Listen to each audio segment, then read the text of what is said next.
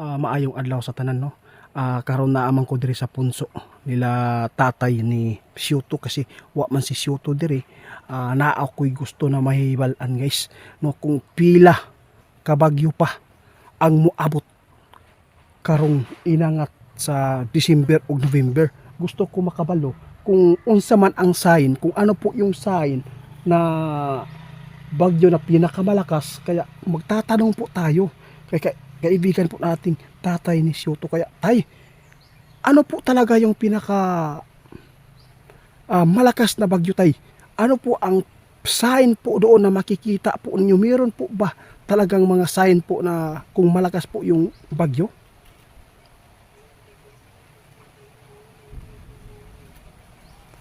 Oo nga tay, sinabi po ninyo nung pumunta ako dito, no? Guys, sabi po ni tatay, kapag yung bagyo, kung saan po na mayroon nakikita po yung caster dyan na nakakita kung saan po tatama yung mga bagyo, guys, na madadaanan, ito daw ang sign po. Dapat tingnan po ninyo yung paligid, mga kahoy at saka yung mga dahon, kung ibig sabihin na wala pong mga hangin na dumadampi sa katawan mo, at saka yung mga damo at saka yung mga dahon, kapag wala kayong makikita na hindi po gumagalaw, walang hangin, makikita po talaga nyo yan, ibig sabihin yan, mag-impake na kayo, maghanda, pagkain, kahit ano dyan para lang makasurvive kayo sa baha at saka yung hangin, guys, no?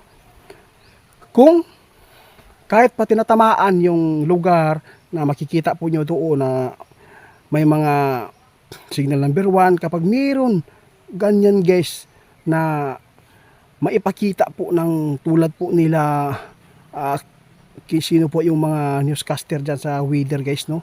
Kapag mayroon kayong makikita na ganyan na malakas-lakas po yung hangin, gumagalaw yung mga dahon, ibig sabihin yan, guys, walang problema yan, no? Normal lang yan, no? Mahihina lang yan. Pero kung tahimik talaga, yun po ang sign. Tay, ulitin mo, tay, ano pa talaga yung nakikita po nyo dito sa bagyo?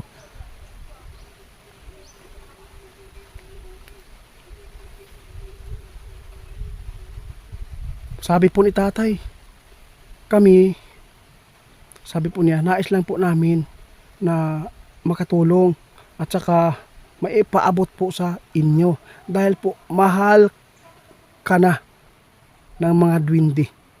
Sabi po niya, guys, napakabait, mahal na po nila tayo, kaya ipinapaabot po nila. Wala pong mawawala po sa atin kung tayo po ay naniniwala. Kung hindi po kayo maniniwala, wala po din yung problema. Oo. At least po, meron kayong nakuha na mga idea at wag magpagkampante karon kay ngano, kasi mao na jud ni, guys, ang giingon na kalamidad, no? Matagal na yan sinasabi, pero lagi namin ipinapaabot, laging ipinapaabot ni tatay ni Siyuto, no? Maraming salamat, tay, kasi kung wala kayo, hindi ko din ito mapapaabot, kasi hindi ko naman alam kung yung bagyo pala, tulad po nung nadaanan po kami dito ng Pablo na bagyo, sobrang tahimik, tay. Wala kaming nakikita, kahit bukid dito, bundok, wala kami nakikita na gumagalaw po yung damo at saka yung kahoy. Ibig sabihin malakas, kaya tamaan kami ng malakas, guys. Lahat po ng mga bahay dito sa amin tumba, no? Ang naiwan lang yung sa amin, no? Miracle po talaga yan, guys, kasi maliit pa yan si Kapitan noon, parang magwa 1 year pa o 1 year na pala.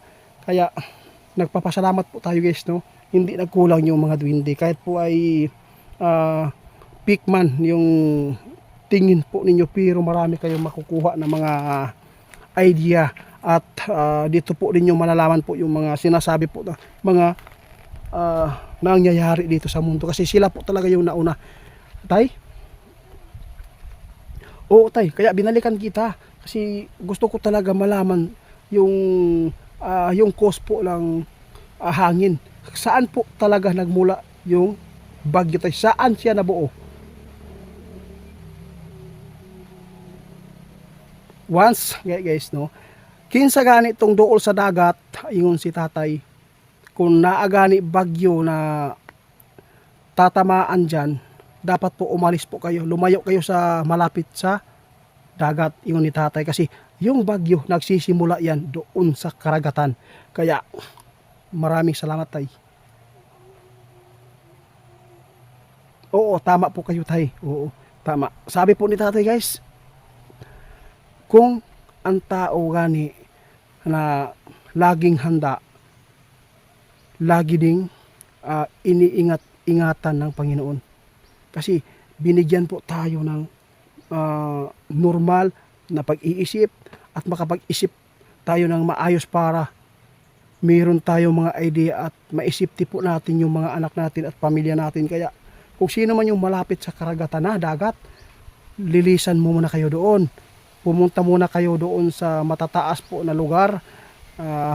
Kung mayroon mga kahoy na malalaki, huwag po kayo doon na mag-isti kasi po tumba kapag tatamaan po. Kaya nandito tayo para malaman pa natin po yung saan nanggaling po yung bagyo. Meron po bang makapaghihinto po yung bagyo tayo? Tama po. Normal, dili na pwede na hadlangan ng gobyerno yung kalamidad guys, dahil po ay nakasulat na po yan sa Biblia. Kaya kahit paanong gawin po ninyo na yung matitigas pa yung mga bahay ninyo, kung sakali man kagustuhan ng Panginoon, tumbayan, no? Walang makapangyarihan, walang mayaman na pwedeng bilhin yung buhay ng tao, at walang safety po dito sa mundo guys. Kung sino man yung matsimpuhan sa kamalasan, wala tayong magawa kundi ang nasa taas lang po talaga yung nakakaalam po sa atin. Kaya nagpapasalamat din tayo kasi mayroon din mga kaibigan po atin din na papaabot para ay ma-share, at yung mga tao na hindi po talaga naniniwala, kasi yung bagyo pwede yan lumihis, pwede yan kahit sinabi nila Davao to tatama, no? Kung ayaw ng Panginoon ilihis, para sa Davao sana yung bagyo na yan, pero inilayo ng Panginoon doon tumama sa kabilang lugar, di ba?